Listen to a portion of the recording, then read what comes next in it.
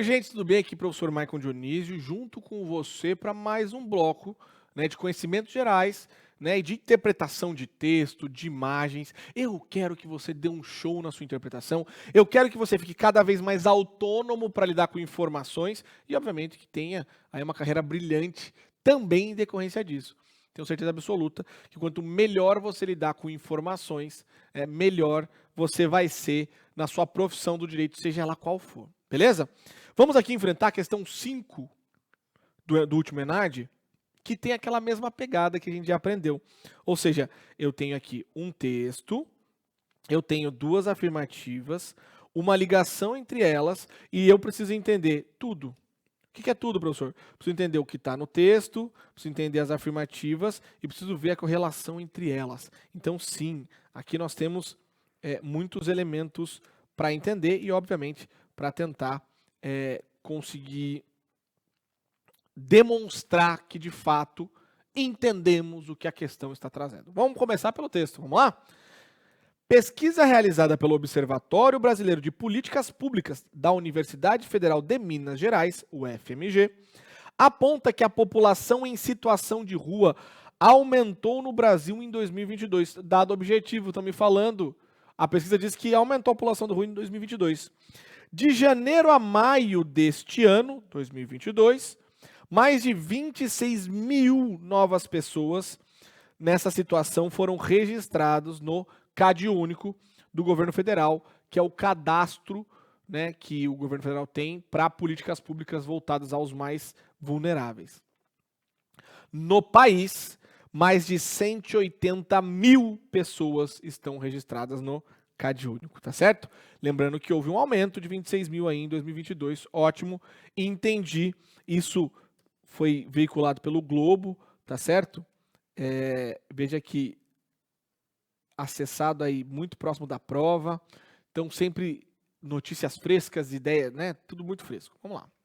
Considerando as informações apresentadas, avalie as asserções a seguir e a relação proposta entre elas. Vamos lá.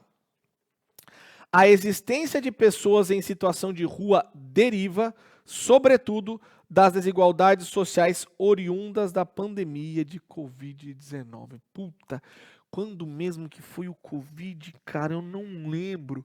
Lembre, o Covid começou em 2020, né? E nós tivemos aí esse efeito do Covid até 2023, 2022. Então, esse é o período pandêmico que nós temos. Ótimo. Mas não é isso que está perguntando. Mas ele está fazendo uma afirmativa. A existência de pessoas em situação de rua deriva. Pessoal, o que é derivar mesmo? Decorre, né? É em decorrência. É porque. Sobretudo, deriva, né? Ou seja, vem sobretudo das desigualdades sociais oriundas da pandemia Covid-19. Peraí. Vamos pegar as informações dadas. A informação me disse que em 2022, esse número cresceu. 26 mil em 2022. Mas no total são 180 mil. Mesmo eu considerando que no período aí da pandemia teve um aumento de 26 mil é muito menor que 180 mil. Basicamente, pessoal, o que eu estou tentando explicar para vocês é o Covid, a pandemia, contribuiu. A pandemia piorou a situação. Mas ela, pessoal, não é a responsável principalmente pelas pessoas em população de rua.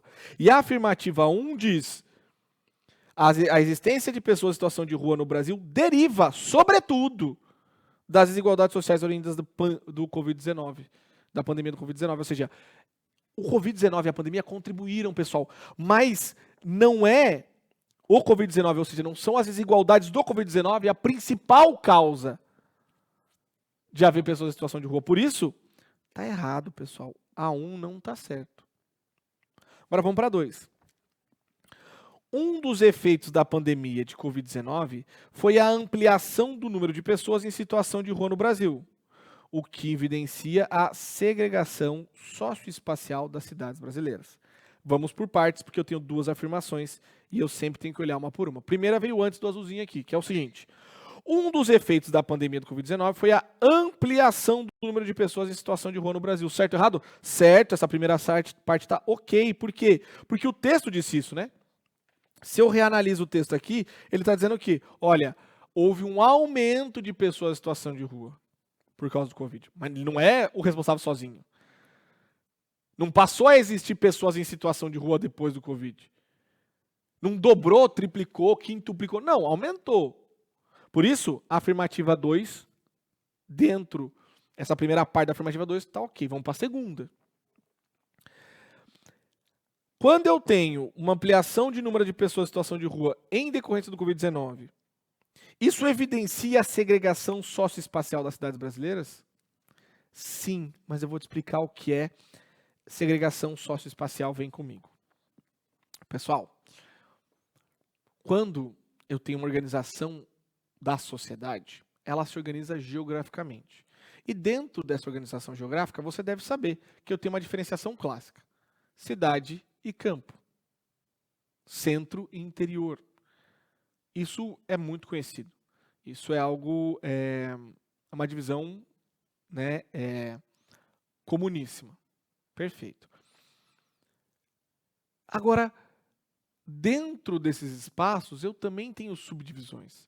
E você que mora na cidade, você vai me dizer que você sabe que eu tenho o bairro mais nobre e o bairro menos nobre, por exemplo. É ou não é? Eu tenho o bairro mais estruturado e o menos estruturado. Eu tenho o bairro com hospital, eu tenho o bairro perto do hospital e eu tenho o bairro longe do hospital. Eu tenho o bairro com saneamento básico e o bairro sem saneamento básico. Logo, quando eu digo que uma pandemia, né, ela vai impactar, levar pessoas para a rua, eu estou dizendo que isso vai depender da segregação desses lugares. Por quê? Porque pessoas que têm sua casa própria, quitada, isso não é um risco para ela. Ninguém vai tirar ela da casa dela, é dela. Mas proprietários são a minoria. Mas ainda tem aquelas pessoas que têm casas financiadas, que podem renegociar, tentar um jeito. Essas segundas pessoas são uma outra, elas não têm a mesma segurança da primeira que já está com a casa quitada, mas ela tem aí alguma segurança para tentar não perder essa casa. Aliás, durante a pandemia, inclusive, o STF proibiu, né, que as pessoas fossem despejadas de suas casas. Ah, mas não pagou aqui o financiamento. Pois é, cara, mas estamos numa pandemia. Calma aí, campeão. Vamos tentar resolver, vamos tentar pagar, vamos tentar dar um jeito, mas cada vez que eu tiro alguém de casa, uma família de casa joga na rua, eu estou piorando a pandemia. Então não poderia, né? Eu tenho aquelas pessoas que têm casas alugadas. E, portanto, precisam pagar o aluguel, porque senão tem que sair. Tudo isso vai evidenciar que eu tenho um espaço geográfico, que eu aproveito a cidade ou mesmo o campo de maneiras diferentes. Então, quando eu tenho, como efeito do Covid-19, um aumento de número de pessoas na rua, lembrando que eu não queria aglomeração, pessoas juntas são pior para mim, e mesmo assim eu tenho mais gente se aglomerando na rua, porque essas pessoas não têm onde morar, eu estou sim evidenciando uma segregação socioespacial, né? Ou seja, as cidades brasileiras, elas não são justas por igual, elas não são seguras por igual, elas não entregam o mesmo estilo de vida. Tem sempre bairros mais seguros, menos seguros, com mais acesso, menos acesso e assim por diante. Portanto, pessoal, sim, a nossa afirmativa 2 está certa. Não esqueça que tem o porquê aqui que vai ser importante. Mas como a gente já sabe que a primeira está errada, a primeira está errada por causa da segunda certa, meio estranha, mas vamos lá para as afirmativas. Vamos lá. As asserções 1 e 2 são proposições verdadeiras, e a 2 é uma justificativa correta da 1. Não, né? Não porque a 1 não é verdadeira, muito menos a 2 justifica a 1. Então, não. Então, A está errada. B. As asserções 1 e 2 são verdadeiras, mas a 2 não é uma justificativa correta da 1. Errado. Errado porque a assertiva 1, a asserção 1 está errado, e obviamente que a 2 não é uma justificativa da 1, até porque a 1 está errada. C. A asserção 1, a asserção 1 é uma proposição verdadeira e a 2 é falsa. Errado, né, pessoal? O contrário. Então também não. A C não é essa. Não é nosso gabarito. Vamos para D. A asserção 1 é uma proposição falsa. Beleza? E a 2 é uma proposição verdadeira. Exatamente o que a gente viu. Portanto, gabarito letra D. Gabarito letra D. Daí vamos para E, né? As asserções 1 e 2 são proposições falsas. Nós já sabemos que não. Eu vou te dizer, pessoal, quando nesse tipo de questão nós temos uma certa e uma errada, a nossa vida fica um pouco mais fácil. Por quê? Porque daí esse porquê aqui fica deslocado, né? Já que uma está certa e a outra está errada, é difícil fazer essa coligação. Mas o ponto é, aqui, a gente veja, é uma questão mais curta, né? Uma afirmativa, é um texto curto, duas afirmativas relativamente curtas e diretas, uma errada, uma certa. Daí a gente tem que ir, obviamente, para as opções, para ver qual que se encaixa no que nós entendemos. Veja, primeiro eu entendo, primeiro eu compreendo e depois eu consigo responder. Então, questão 5, gabarito, letra D. Ótimo. E aí nós vamos para 6. Ah, essa aqui é boa. É boa porque tem charge. Professor, eu odeio charge. Professor, não aguento mais. Pois é, mas é um elemento legal. Um elemento que vai... Veja, é muito comum que a gente consiga entregar informações com uma charge que nós não conseguiríamos com texto. Às vezes uma charge, uma imagem como essa, pessoal, entrega algo que eu preciso de parágrafos para explicar. Aquela ironia, aquela contradição, aquelas entrelinhas que ficam claras numa leitura de uma imagem, nem sempre são fáceis de explicar textualmente. Por isso, quando tem aí uma imagem, a gente tem que aproveitar, saborear ela, para aprender a lidar com imagens na nossa prova também. Vamos lá? Questão 6. Ao final de 2021, cerca de 89,3 milhões de pessoas estavam deslocadas em todo o mundo, em decorrência de violência, perseguições, violações de direitos humanos ou outros conflitos em seus locais de origem. Esse contingente de deslocamentos forçados já alcançavam mais de 100 milhões de pessoas em maio de 2020. Então, olha só, final de 2021, esse é o tanto. Mais de 100 milhões em 2022. Opa, alguma coisa aconteceu, não é verdade? Sendo motivadas por instabilidades como as ocorridas no Afeganistão, em alguns países africanos e nas regiões da Ucrânia ocupadas pela Rússia, além de outros locais onde já perduravam confrontos armados, como por exemplo a Síria. Então, antes de ir para a imagem, vamos entender o que o texto está nos dizendo. O texto está nos dizendo assim, olha, existe uma categoria de pessoas que são os imigrantes forçados. Como assim, professor? Imigrante forçado? São pessoas que têm que sair do seu país de origem, ir para outro, mas não é porque ele quer. É porque na onde ele está tem algum problema muito grave. Perseguição, violência, desrespeito aos direitos humanos. Então, por causa disso, eu vou sair da onde eu nasci, aonde eu cresci, de onde é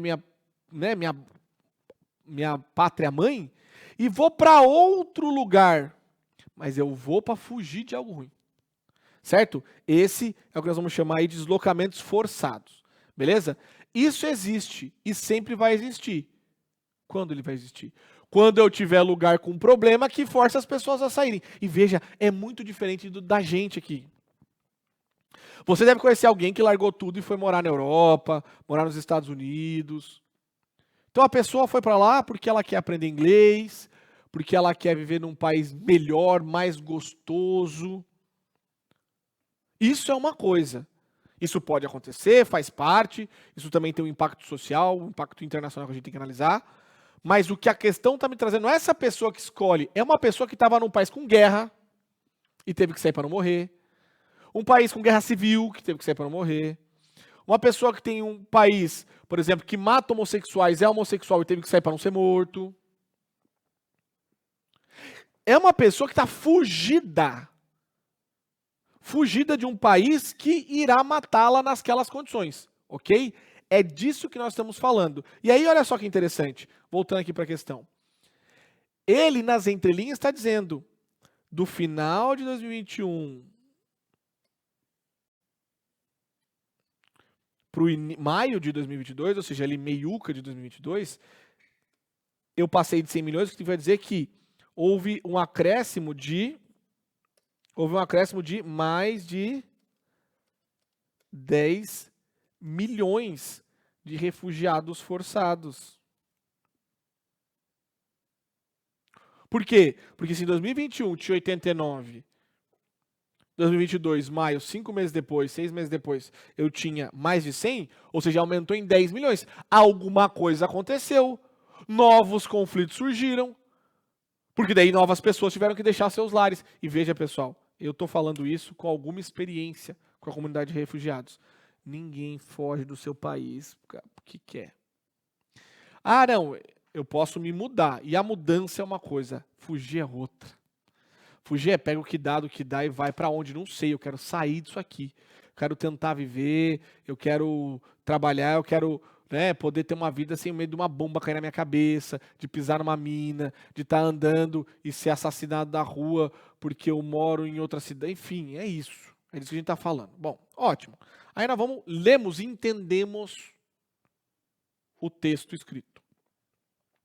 Vamos agora tentar entender o elemento visual da charge. Se eu conseguir baixar aqui. Consegui. Vamos lá? Então aqui eu tenho uma charge, e a charge diz o seguinte. Vamos por partes? Eu tenho alguns elementos importantes de entender. Eu tenho 3 pessoas, e aí você tem que estar atento, porque me parece que essas pessoas têm algum indicativo. Eu tenho barcos com outras pessoas não identificadas, inclusive com a cena triste de aparentemente um corpo boiando na água. Algo pegando fogo e escrito o que aqui? Síria. Vamos entender essa charge? Vamos lá. Esse primeiro cara aqui, ele está dizendo o seguinte: eu vejo você na minha próxima aventura militar.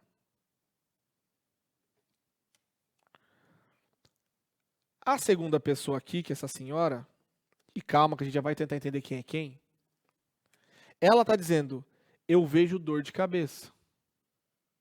E esse terceiro senhor aqui está dizendo, eu vejo mão de obra barata. A questão é que você precisa entender qual a relação de tudo isso. E quem cada uma dessas pessoas representa. Aqui está a sacada. Então vamos lá.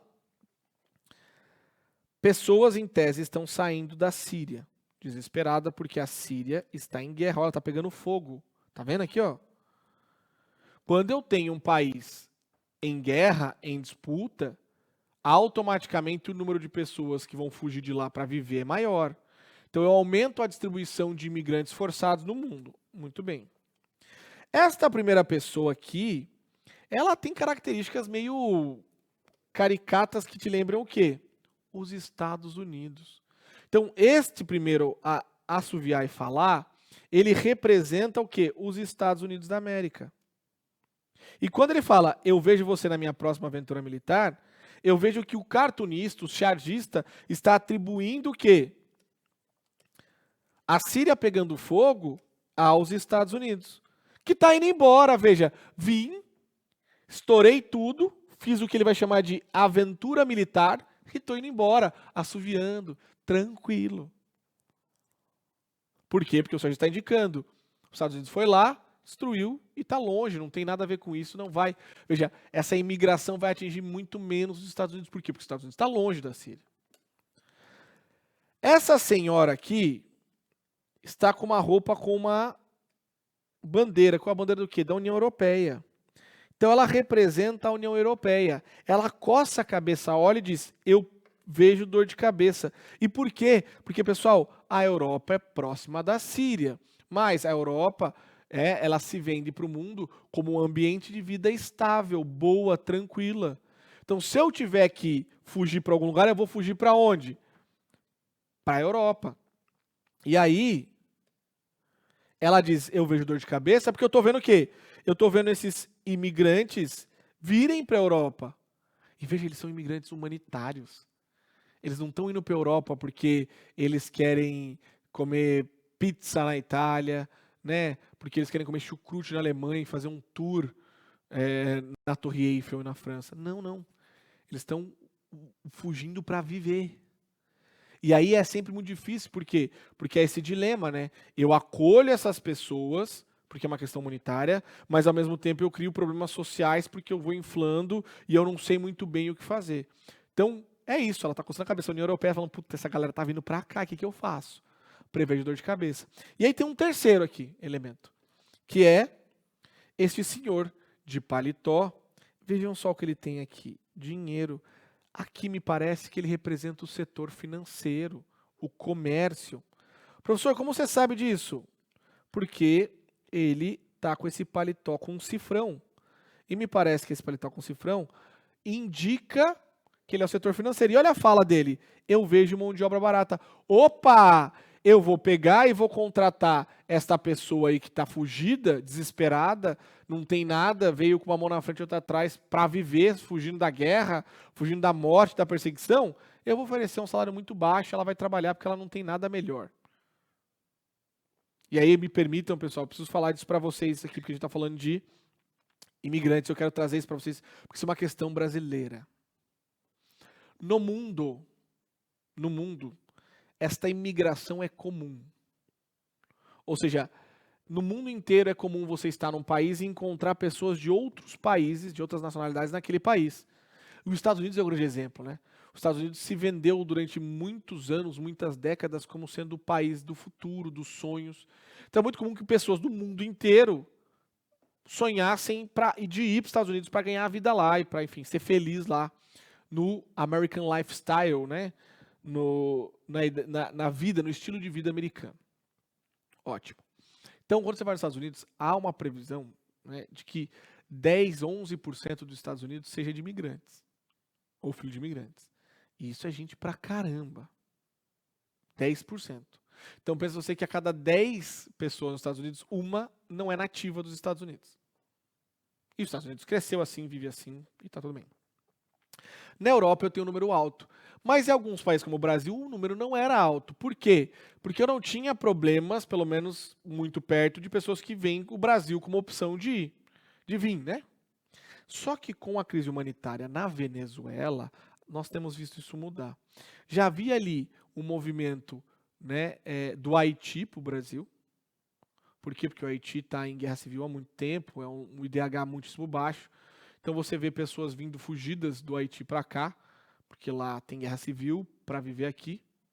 E de um tempo para cá nós temos visto os nossos irmãos venezuelanos também fazendo esse movimento, fugindo da precariedade vivida na Venezuela e vindo para o Brasil, que é próximo, para viver aqui. Certo? E por que eu estou te falando isso? Porque a prova, agora 2025, pode trazer algo parecido com isso. Né? E eles são imigrantes forçados, eu te garanto. E eu posso dizer isso porque tem sido cada vez mais comum você encontrar não brasileiros natos morando no Brasil. Os estrangeiros. E onde mais, quando você vai encontrar no emprego, você encontra esses caras? É no subemprego, né? É muito difícil você ir num dentista e o dentista ser venezuelano. É mais difícil você aqui no Brasil ser atendido por um ortopedista e o ortopedista ser venezuelano. Mas quando você vai num lugar que tem trabalhos de chão de fábrica, que nós chamamos, aí você vê bastante.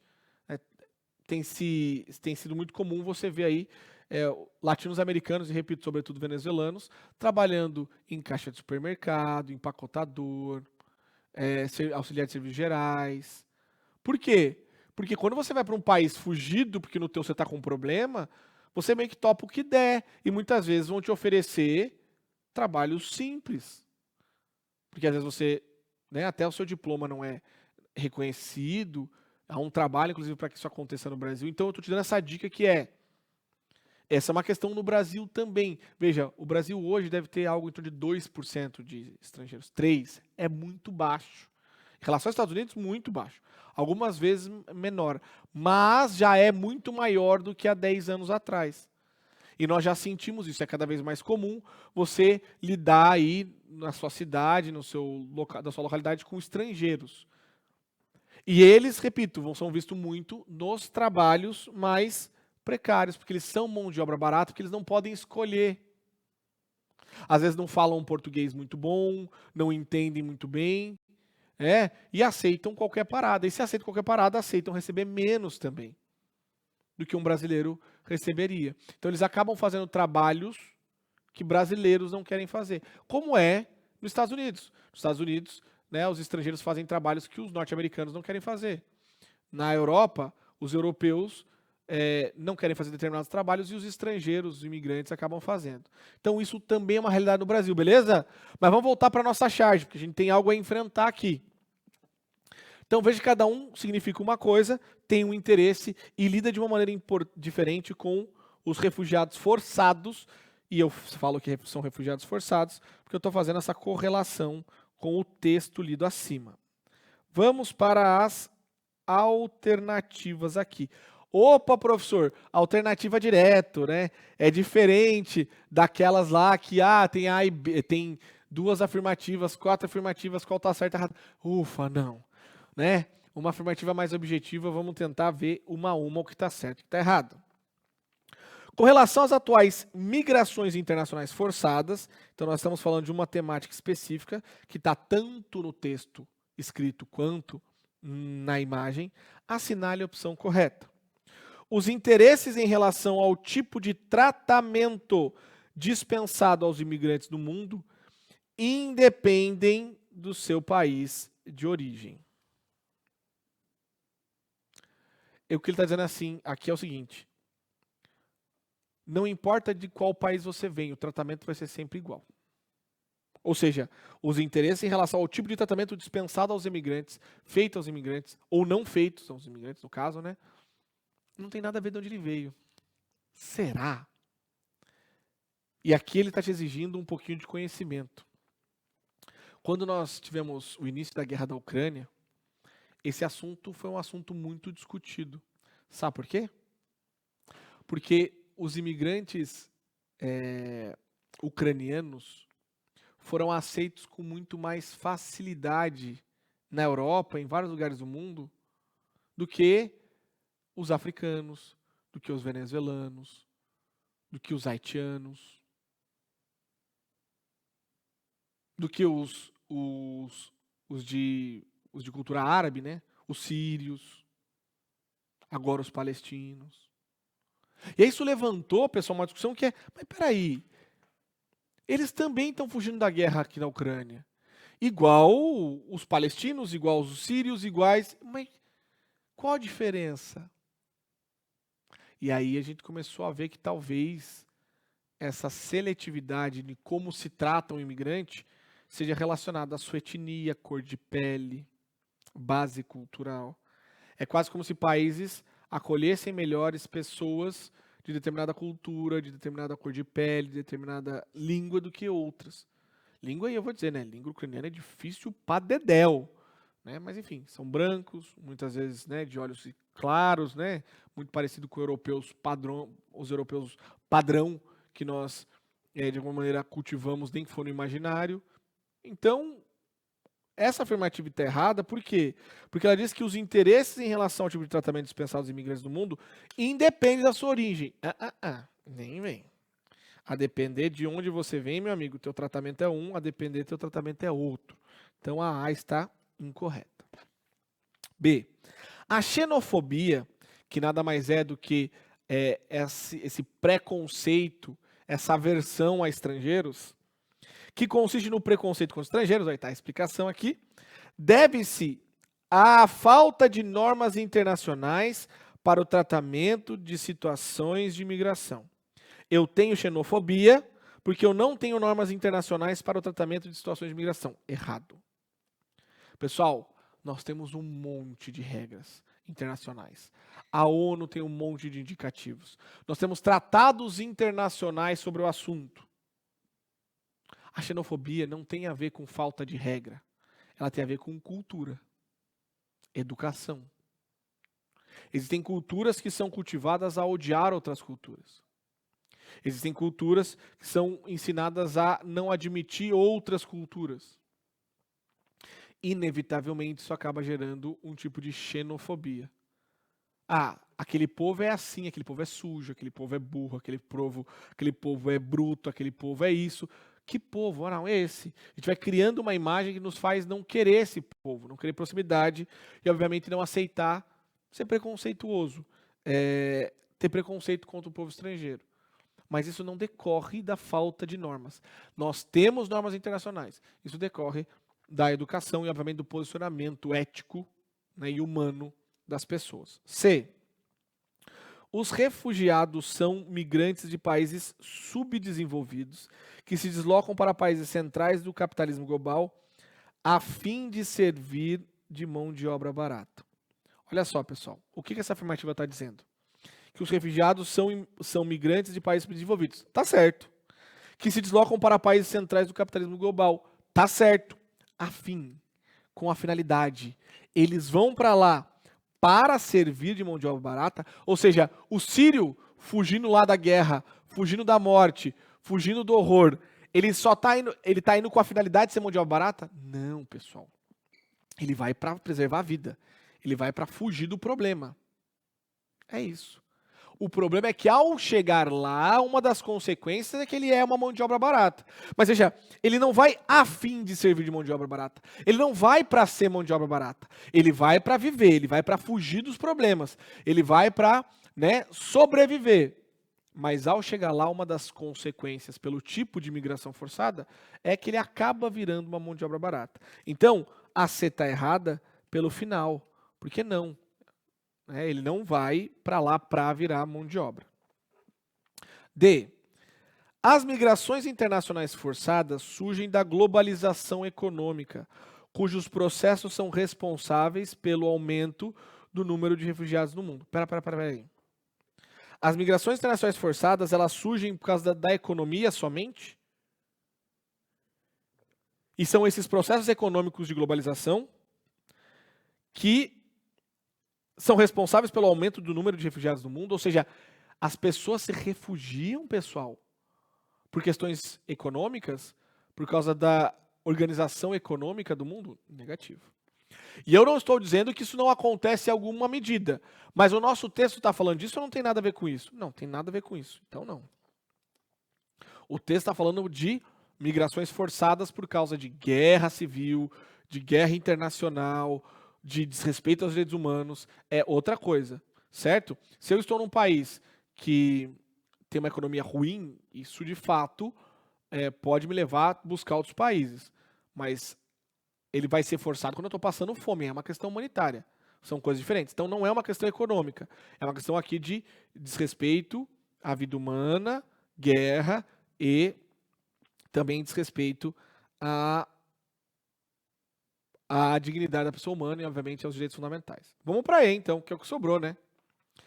A condição de imigrante internacional, ou imigrante, como muitos chamam, forçado, diferencia-se da condição geral de imigrante na medida em que se refere ao deslocamento motivado por fatores involuntários, ou seja, o migrante não queria ir, ele está indo porque ele é forçado a ir, que foge ao controle do migrante e da sua família. Eu estou indo por causa da guerra, eu estou indo por causa da violência, eu estou indo por causa da perseguição, eu estou indo por causa de questões humanitárias porque eu não tenho água para beber, porque eu não tenho comida para comer.